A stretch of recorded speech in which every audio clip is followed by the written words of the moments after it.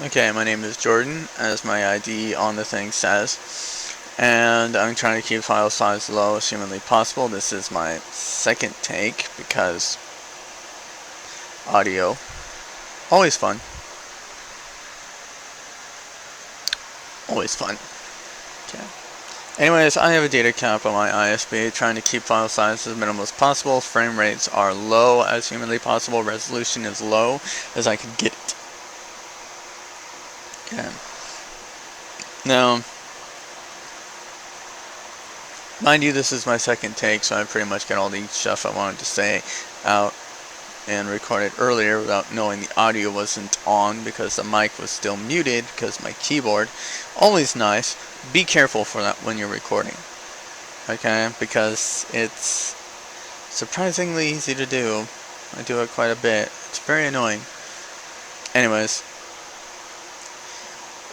Main topic why I'm doing this. I keep these videos below 100 megabits, and this particular video is fairly cut and dry, so I'm not expecting it to even get half of that. So, not a big rush. Still though, limitations of data. Making this video in response to secular talks. Jill Stein erased student loan debt, bail out the people, yada yada. This feels like a scam mail where people say, hey, you just won $1 million. All you have to do is send us your account information, your passwords, private information, yada yada yada. You know, it's a great idea, mind you. Everyone loves to be debt free. But then it becomes a point of being self-entitled. Okay, are you, America, self-entitled? I know nobody likes debt. Nobody wants debt, but you know who doesn't like debt the most? The rich people. Yeah, they don't want debt, because if you create a system where you get to bail out people immediately from their debt, oh, you can believe people will exploit that. Yeah, they'll exploit it. Congratulations, morons. Didn't quite think that one through, did you? But no, I'm going to be more on the level with you, okay? I'm going to dumb this down as far as I can. Okay. When in front of me, I have 3 different fields. I have Fallout 4, EVE Online, and I have this other field that I really don't want to name. Okay. In EVE Online, huge learning curve. A lot of time invested in that. The skill books, a lot of wait time, a lot of work time, a lot of grind time. It's like a second job. People who don't want to do the job, they like to, utilize their skills in certain things in order to find certain advantages. And they exploit those mechanics a lot. Okay, but then you're like, oh, that's just an ease, there's a system flaw in it. No, there's a system flaw in everything. There's always going to be a system flaw. Okay? It's literally impossible to create a system without flaws. Granted, there are systems without flaws, but the flaw is what creates those systems. Okay, so it's flawed because it exploits a flaw. Okay. So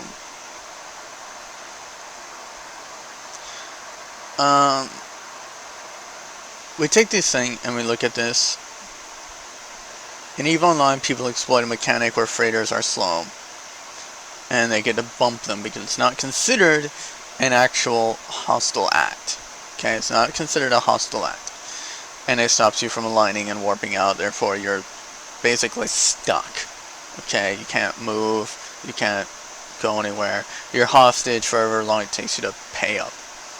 Or they decide to get their friends, exploit a mechanic where response time of Concord is slow, and they get to gank your multi-billion-ish ship. Okay.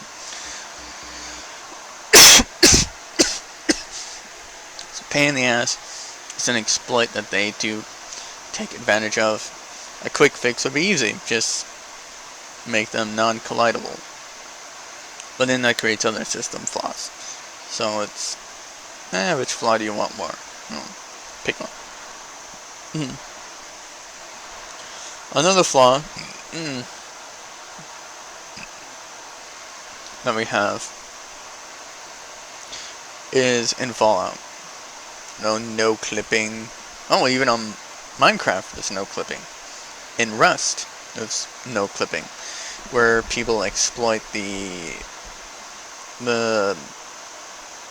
pixel between two objects and force an error that forces your character between that little error, through it, and past the wall. And it's an exploit.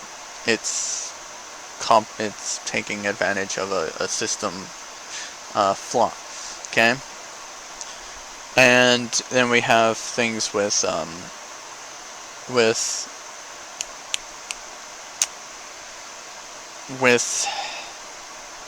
Fallout. Thank you. Fallout, and where people exploited the whole water thing as currency. Okay, it's a great way of doing things, mind you. Even I do it. No, it's an exploit in the system where you can utilize a mass production in creating a large amount of funds, which is extremely useful, mind you. But the mechanic of purified water was not to make money off of it, it was to survive off of and feed your settlements. So, exploit. Okay? And then you have the exploit of this particular field, civilian-based in a market where they just provide you with a sector and you get to do whatever the fuck you want with it.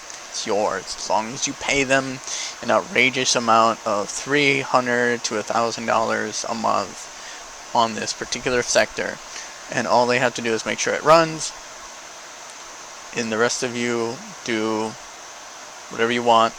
It's not real, mind you, it's online, so effectively it's just we get to pay you, give you money to make you feel, or you give us money to make you feel good. Okay, so people create this and they want to, make something of it. They want to have friends, they want to have allies, they want to have social means, because just being social is a currency in that place for the people in it. Okay. So what do people do? They want peace. They want, quote, anti-drama. Okay. But then people exploit that too. People like to pretend, like, oh, we're friends with the admins of the sector. People who pay the system admins money to get to the sector, that are considered the admins of the sector because they pay the money for it. And people are like, oh, I'm friends with them, so I get to do whatever I want. That's a thing that actually happens. People do have favoritism in there. And these are, mind you, these are not rich people. Okay, these are not corporate owners. These are not your run-of-the-mill Wall Street investor. Okay, these aren't not corporates or politicians. They are you and everyone else. Okay? What do? They exploit a system. They exploit the need for anti-drama as a means of creating conflict between two people while having a place to run to, in order to prevent from having to take any responsibility for their action. Ergo, having to take responsibility means facing drama. Okay, because last I checked, if any of you actually were arrested, or any of you actually understand what the word court or jail means, it's not pleasant, and such things, ergo, is the unpleasantries of drama. Okay, which basically means people who are anti-drama are anti-life. Okay, because they have a problem with dealing with life. Okay, they come to it to escape life. Okay, which means their life isn't exactly great, but that's a different topic. Okay, I go to the field to do research. I go to the field to collect information and do things left and right, yada yada yada, stuff here and there. I don't go there to escape. Okay, so let's get that out of the way immediately. A lot of people go there to escape, which is because they think it's a game, because it's pixels. They forget it's people like me, behind a monitor, talking to people on a headset. They forget other human beings. No different from, sitting in meeting a person randomly at a coffee shop, okay? The only difference is distance. They're still human beings, mind you, okay? A lot of the people, they want to create these respectable industries. They expect other people to understand, what it means to have proper role structure and such. Give people a chance to defend themselves. And most commonly is an appeal system that nobody ever lets anybody actually use or even know exists unless it means making an excuse for. For instance, a while ago, one of my clients, I asked, one of my clients got banned from a sector, and one of the staff there, one of the core management of the sector, they were telling people that they were banned because of a fallout between two people that resulted in a fit that they didn't want to deal with, or argo drama. And they decided to justify it as a ban because of causing drama, which drama is against the rules. And I'm going to get to that in a minute. Okay, so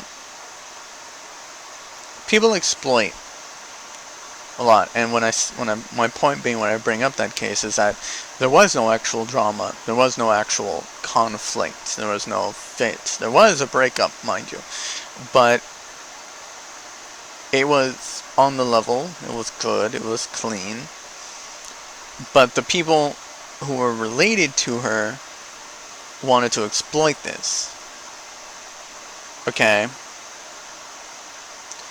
to get this guy banned from the place. And everyone thought, like, he broke the rules and all that stuff. That's where I get to this, okay? Rules are made for the sense of expecting a fair system, okay? We create rules, we expect them to be applied unbiasedly. Even the Supreme Court overturned something that was specifically targeting as a race of people, to prevent them from being able to vote. Because we have systems that are designed to stop other people from exploiting the system. But mind you, they are all humanly run, and they are all created by human beings. So, human beings are the ones creating the conflict problem, or creating the thing that needs to be prevented, and other people have to come in and stop them. Okay? This is my point here. Subsystem after subsystem after subsystem, overseer after overseer after overseer.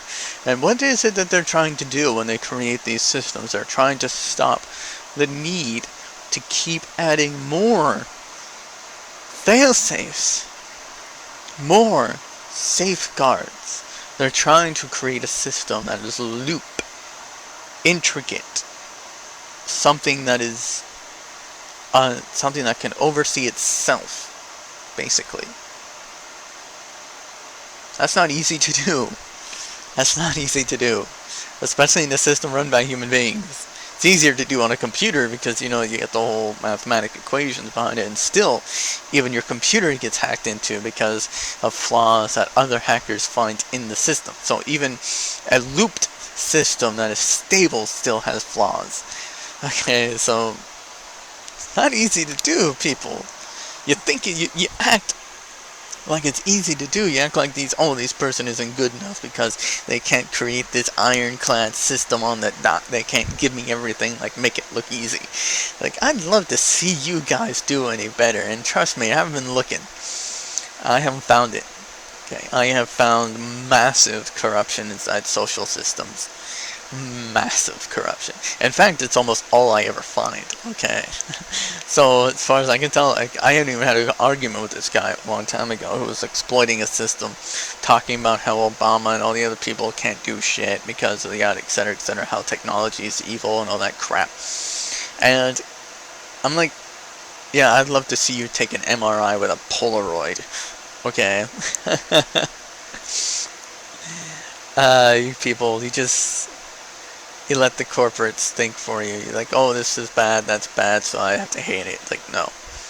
No, no, no. No. Okay. Now I go back to the secular talks. Okay, the topic on it.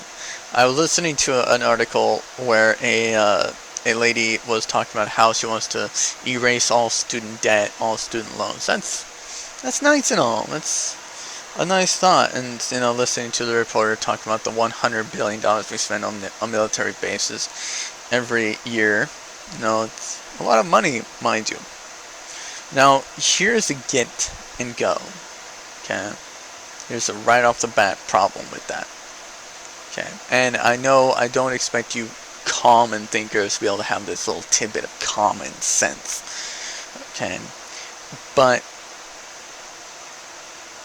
did you know that the educational budget and the defense budget are on different parts? Oh my, yeah. Which basically means trying to explain them. They're exceptionally two different systems. Okay? We have department heads that are supposed to be able to figure this out. You people really need to get off your high horse. Stop acting like a know-it-all. Okay, I know you guys think I shouldn't act like I know it all, and ironically I don't. When I normally hear people talk about that, I normally hear them talking like, oh, one person knows too much about a particular field that makes them a know-it-all. And so on and so forth, which is really annoying. Okay, because it's like telling a specialist in their field that they have too many answers for everything that's being asked them.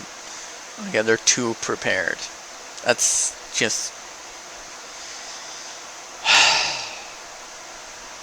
Anyways, when you want to create a building, it takes materials.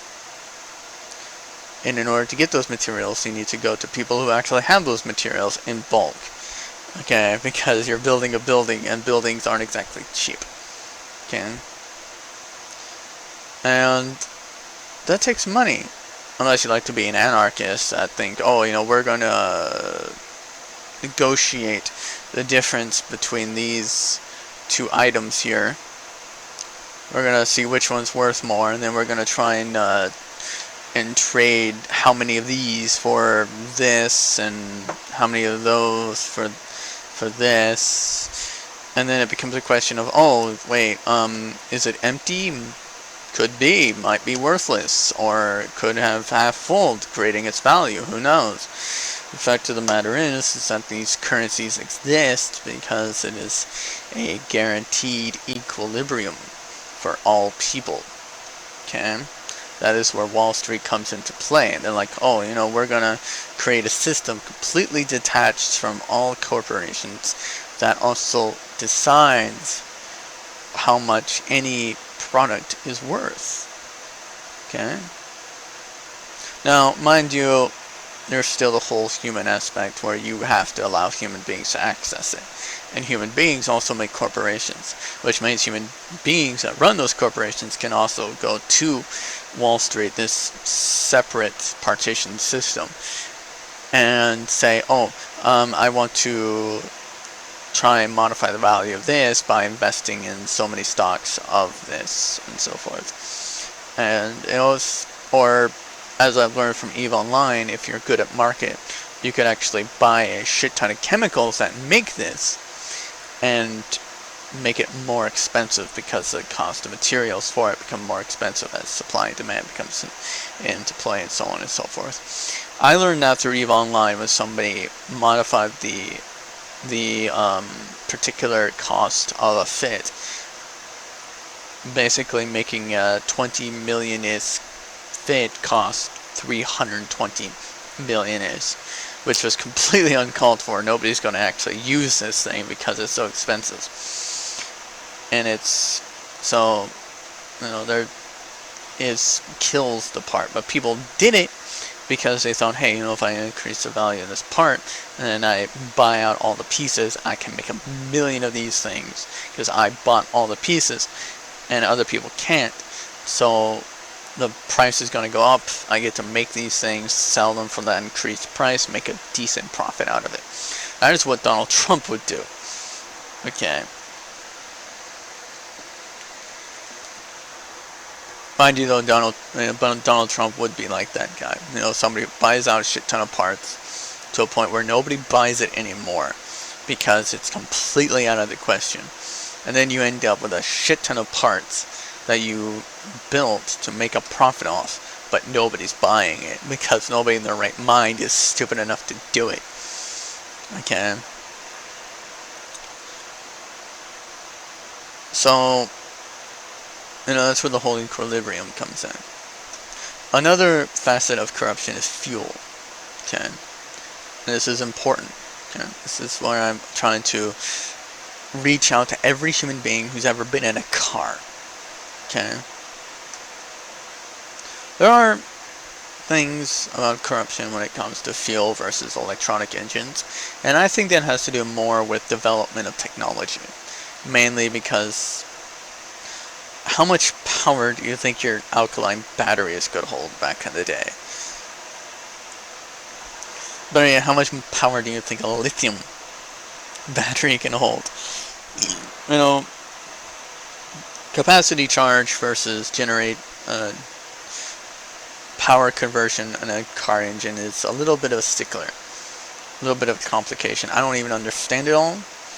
I know there is nowhere near 50% or even 20% power conversion in a standard vehicle. So it comes to a point where you have to say, is it because of corporations hindering the development of electronic cars, or is it simply because the technology hasn't allowed it? Because it's just not feasible. But then people think, oh, you know, these people are corrupt, fuel is corrupt, these industries are corrupt. But then it becomes a question of, what are you going to do about it, right? You're going to walk down 20 miles, ride your bike 30 miles on the highway to get to work? No. You're going to take a car. And cars are expensive. And cars take fuel. And you're going to pay that fuel if you want to be able to get to your job, to be able to make a living, to pay for your food, for your families. Which basically means that, hey, someone's got a gun to your head and says you're going to fucking pay it. And that's what it is with corruption in Wall Street. You have bills, you have the value of things, but then it becomes a question of, how are you gonna get that gun away from your head? How are you gonna do that? Seriously, people. You don't get that fucking deal. You don't fucking think it through. Because you're fucking retarded. God, you people piss me off.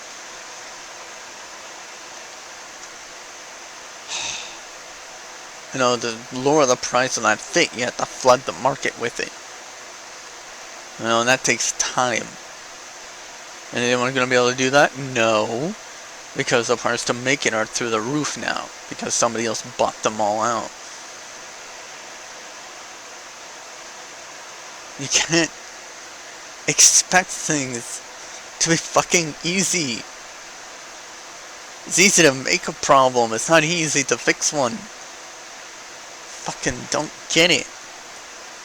Okay, so when it comes with building and maintaining a school, you're talking about paying people for their jobs. A seasonal job, mind you. Okay, these people need to be able to make enough money to make it through the summer. Or any other holiday where they have to skip out, okay? These people get like hour class at most. Some people get longer, like day classes. These are limited time frames where they don't get to work much. Okay? They have to be able to make a living. Mind you, you know, the dollar per hour might be great. You got the salary and all that shit. You know, but you do the math. You know, look at your own finances. Okay? How much money are you getting? And how are you doing keeping your finances going? Because I can guarantee you, if you're middle class or lower, you aren't doing too good a job. Okay, it's some people go paycheck to paycheck. Some people have outrageous bills, like me and my family. We have to pay for a vehicle that's over 15 years old, has enough problems, but we're still paying debt on a loan to keep the car, so effectively it's still owned by the bank, which means we can't get rid of it, because even if we did, we still have the loan to pay off. Okay? Yeah, think that one through. You can't, really. It's not easy to fix. Which means the only thing you can do is put money into the vehicle, keep it running, makes the most you can get out of it, and wait until you can miraculously manage to pay off the debt, and then save up enough after that to get another car that won't have as many problems. And then you're back into the debt with the banks. And here's another gun to your head. Okay. Vehicles are like $10,000. Sometimes they're cheaper. You can get a good deal depending if you're willing to compromise on performance, compromise on reliability, age, mileage. You know, then you still got a gun to your head because you're still paying money for repairs later on. So, and mind you, if you need to take repairs, I hear a lot of people say corporations like the industry and repairing are corrupt. Mind you, those people have to make money. Okay, those people have to pay for their tools, a building, electronics, electricity, licenses, diplomas, technology. Okay, they have to pay for their people and their supplies. Again, gun to your head. Okay, what the fuck are you gonna do about it? Okay, nothing, because there's nothing you can do. Okay, which means that that price that they put on it is still gonna be the best damn price you can find. Again, mind you, you want your systems to be fair. Okay, you want your systems fair, and that's what the government does. That's what the overseeing programs do. Mind you, those people need to make money, which means that's money out of your tax dollars to make sure that other businesses don't fuck you over. Okay, and granted, they would do it if they could, because the people who work there aren't doing it because they want to. They just want to make a living. The people who command them, the people who go and do legalities and all that stuff, coordination, organization, all that stuff, they do it for the money. Okay. So, but you can't really do anything about it because you need those people to cover the asses of the people on the ground. Because people like you are corrupt, and if you don't like something, then you sue them. You threaten them. You take your vehicle back, or you don't take your vehicle back, and you stop other people from going there by telling them how horrible this other place is. So, they care about their reputation. They care about getting business in and out because they want to be able to make as much money as they can as quickly as possible, which means you're also paying for convenience and time because they do it quickly. They do it once, and they try to make you feel, good enough to come back again because they want your business, they want your money, which means that if you want money, you need to have a product to sell that's worth paying money into. Ergo, you're not going to take it to a garage mechanic that can't fix your car. Okay? Granted, it might save you a lot of money on bills. We actually did that a few times. Fucked up calibration on the engine. We had to take it to a mechanic anyways to get it fixed. Okay? So, you have that little issue of you don't have the coverage of your friend. You don't have the guarantee of a business. Okay? Or the reliability, because a lot of people do take their time of doing things. They do drag their ass on it a lot. So I'm getting a little far on this metaphor here, but if you understand what I'm saying, when it comes to schools, you're talking about servers. You're talking about books, desks, projectors. You're talking about infrastructure, ISP services, accounts, paying the teachers. You're talking about the licenses for the software. Okay? I'm talking about doors, glass, windows, balls, weights, talking acreage on land, talking asphalt for the parking lot, you're talking fuel for the buses, talking insurance and medical for the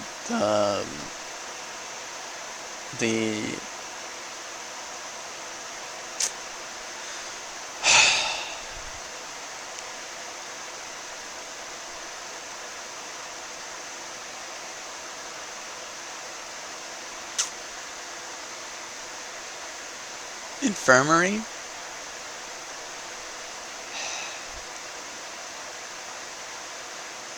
Damn it, I can't think of the word right now.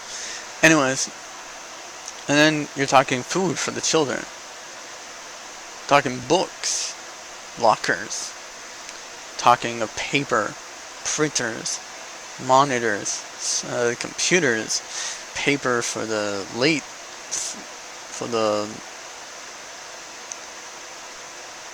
you know what I mean, okay? It's expensive, okay? And mind you, people want more schools and more areas because, it means, well, more coverage for schools, less travel, more buses, that kind of thing. Better education, in a sense. And that is a whole different subject, talking about the delivery of education. Okay, because when it comes to delivery of education, we're talking more of the mechanism than we are about the means. Okay, the mechanism being the difference between whether or not you can define how 2 plus 2 equals versus getting them into the room to actually tell them that 2 plus 2 equals. Okay, so it's a little bit of a different conversation there. When it comes to military, okay, we are considered the world police. Why do I accept that fact? Simply because I don't pretend to know a lot about military tactics. I don't know a lot about the whole deal. I know how political tactics and military tactics work. Political military tactics work. Mainly because I do them a lot and I observe them and I research them in different fields. Mainly because civilians exercise this a lot. A lot. And I mean all the fucking time, okay? And if you can't figure that out, then you're a victim. You're a victim, okay? And you're a perpetrator. Because doing these things is basically second nature. It's engraved in social structure. But anyways, when it comes to military tactics, though, and I want to use an example that everyone should know. Benghazi in Iraq. And Japan. Okay. Benghazi is a location a long, far distance away. Okay. In order to be able to respond and help people effectively, you would have to have another base nearby in order to give them aid. Which means you have to have those bases out there. I'm sorry, but there's a gun to the government's head on that. You just, if you play Minecraft and you do factions, you'll know you need to have a secure location away from your base in order to keep your materials safe in case you get raided. It's the same thing with military tactics around the world. You need to have another base with supplies in order to respond quickly in war zones or in war situations. It's a tactical measure. Not to mention, communication relays for satellites and depots with supplies, munitions, airfields, ground bases, docks, okay, repair stations, resupply, places where soldiers can get some downtime away from that fucking jail cell of a boat or a sub or a airplane or whatever the fuck they spend in every fucking day of their lives, because that can be absolutely insane. Okay, that is mentally taxing, okay? It's like hell, try and spend every day in your room for a week and not leave. Ever. Don't talk with people outside of it. Okay, it's It's insane. Okay, it's insane. But then you have to pay for your soldiers, the supplies. You know, you people want our nation to be secure from terrorist attacks. Then we need to be able to respond to terrorist attacks. I mean, it's kind of like with Pearl Harbor. You know, it's like some islands in the middle of literally nowhere, and getting resupply and backup to it is nearly impossible to do because it's in the middle of BFE. Okay, so you know, if you want our nation to be able to be secure from threats, you need to have bases all over the world. Now, when it comes between spending $100 billion on bases, you have to remember these things do not offer a profit. Okay. There is no income that we know of, that I know of. Granted, I don't know if there is, because I'm pretty sure the government offers people like they do the Japan, where they pay us $1 billion to keep bases there and keep them protected.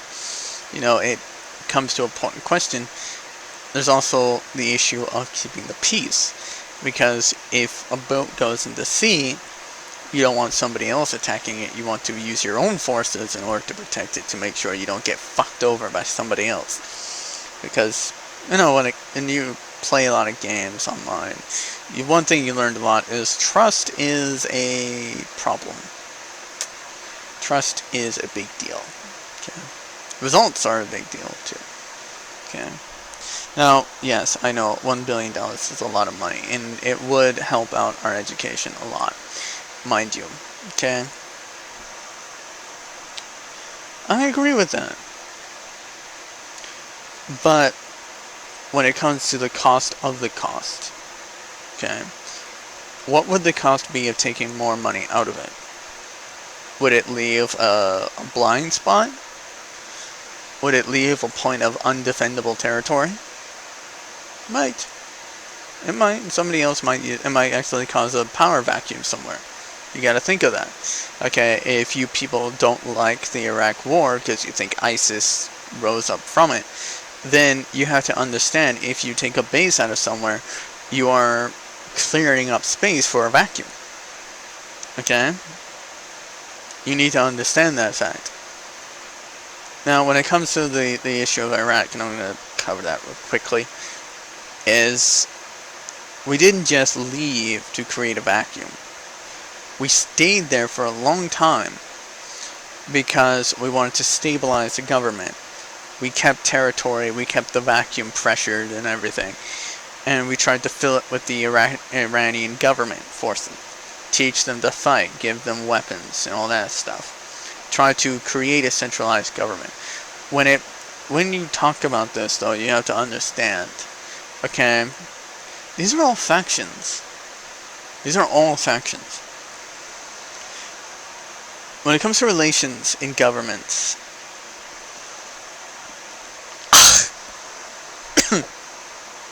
I just swallowed something. When it comes to relations with factions and military governments, we're talking about a power vacuum, and it becomes a question of, naturally you're going to back your friend. Okay, you need to have relations with a particular government in order for that to happen. Okay, in order for them to consider you an ally enough to actually be backed by them. Otherwise, they could we're friends with Al-Qaeda, so we'll just back them, have them fill the power void.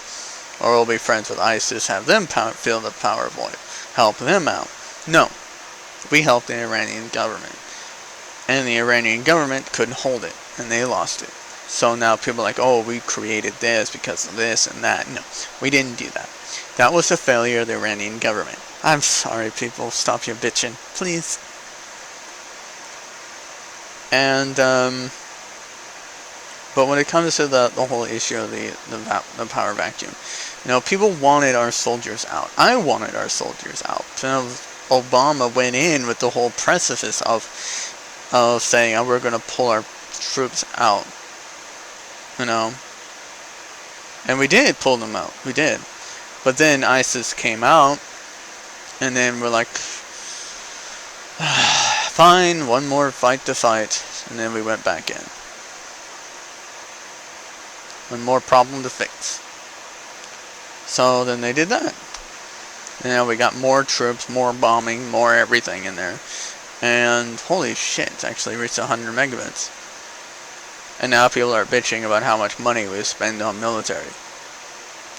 You have to remember, military is not profitable, and you have to pay for shipments of supplies to set up a military base. Yeah, materials don't just spawn everywhere in the world. You have to be able to find locations where they develop, find people who have those materials, and buy it from them. Okay? You cannot take a military and waste military supplies and effort when you can pay people for materials just to say, hey, we're the government, give us what you have, because then if you do, that creates an economic vacuum where supply and demand, okay, becomes an issue. Prices go up. Government doesn't want that, which means they have to pay for those supplies. Okay? That keeps the economy stable. Now when you talk about, having to bail out every educational institute in the world, again, vacuum of economy. You're creating a debt, a negative. People putting in money into these things that those people have to pay for. People who supply these things have to pay for. Okay, because they're not making this stuff out of thin air. They buy it from other people who do labor, people with the equipment, lumber mills, steel, mining facilities, people who do a lot of work.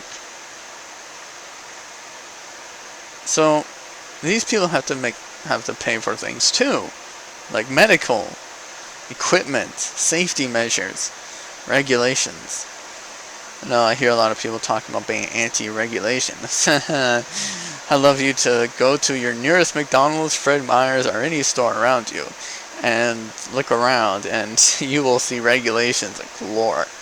Okay, government enforces these regulations for the safety of the consumer, the safety of the people. If you go on the road, you will see regulations by standardized equipment, standardized signs, standardized road markers, standardized asphalt, standardized, even your computer's standardized. We got the standardization of certain socket types that decrease the cost of equipment and increase the availability of it because the compatibility is greater. Okay, the standardization of these mechanics makes things more advanced. Okay, there's a standardization and regulation for development of technology which allows corporations in order to build in bulk. Okay. And when it comes with steel, there's regulations. Weight capacities, there's there's standardizations. Regulations in food handling. Regulations in how minimum wage even. Okay, I can guarantee you back in the days before that, people were getting paid way too little to make a living. Okay, people exploit these things. So, I'm over my data limit on this, so I'm going to wrap this up in a quick hurry, okay? My point being when I'm saying all of this thing is a very simple one, okay? Stop thinking you know it all and that everything is bad because somebody like Donald Trump doesn't like that other people are doing these things and tells you they are bad because he doesn't like them. Okay? And I have to extend this for a tidbit about Donald Trump, okay? Donald Trump is the guy who said that NATO created an anti-terrorism division because of what he said.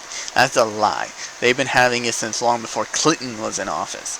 Okay, anti-terrorism deals have been in place since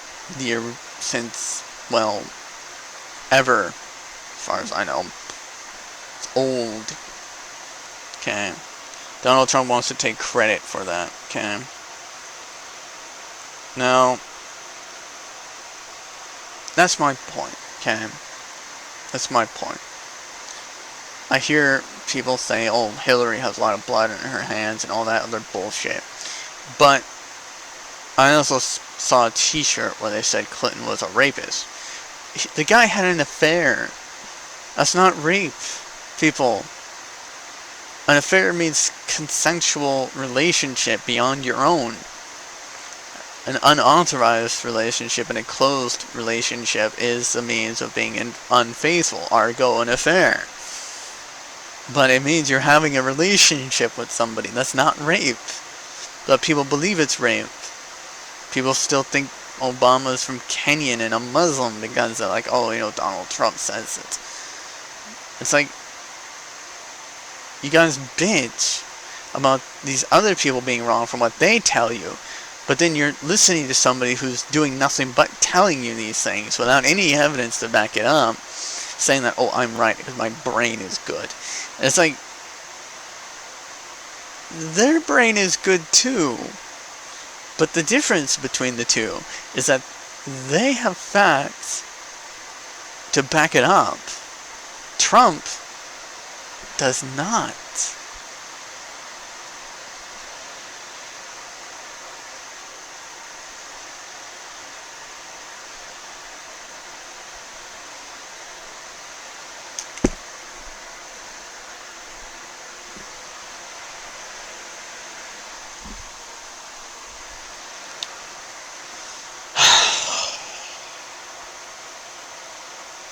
Anyways. Post, share, tweet, yada. Hashtag don't loser Donald. Hashtag terrorist Trump. Ta-da!